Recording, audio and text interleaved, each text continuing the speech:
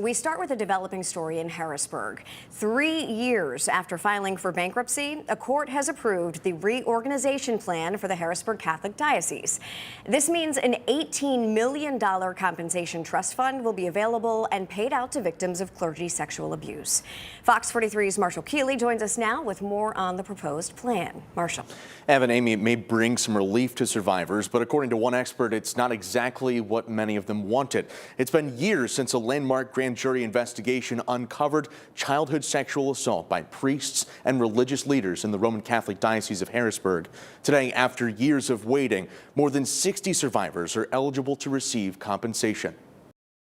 The Roman Catholic Diocese of Harrisburg's bankruptcy case ended Wednesday, finalizing a plan that will pay millions to survivors of clergy abuse. Shaun Dougherty is the board president of the survivor network of those abused by priests. The Roman Catholic Diocese of Harrisburg covered up the rape of children for generations. The diocese opened an independent survivor compensation program in 2019. It claims to have paid more than $12.75 million to 111 survivors of abuse before filing for bankruptcy in 2020. These claimants filed claim, and then the diocese filed bankruptcy and forced them to wait. It led to a 3-year reorganization period during which at least an additional 60 alleged victims came forward. The diocese reached an $18.25 million settlement last August, and on Wednesday, a U.S. bankruptcy court approved the plan. Bishop Ronald Gaynor says in part the diocese recognizes and is fully committed to addressing the horrors of clergy abuse.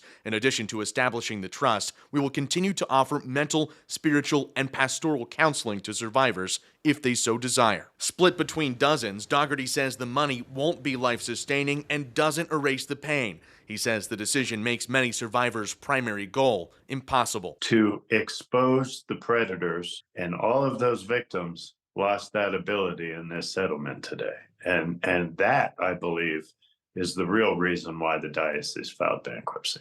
As part of the reorganization, the diocese claims it's been granted immunity from all future litigation related to historical claims, meaning alleged victims cannot sue the diocese even if the state approves a statute of limitations window. The diocese says it's introduced new protocols and protections for children, saying, quote, "We will never be able to provide a 100% guarantee that all children in our care will always be safe. However, we continue to do everything reasonable by following the United States Conference of Catholic Bishops' Charter for the Protection of Young People, listening to the expert advice of our Diocesan Review Board, and following state youth protection laws." Dougherty says without outside supervision, abuse is bound to continue. The Catholic Church has proven time and time again that they are either incapable or unwilling to properly police themselves.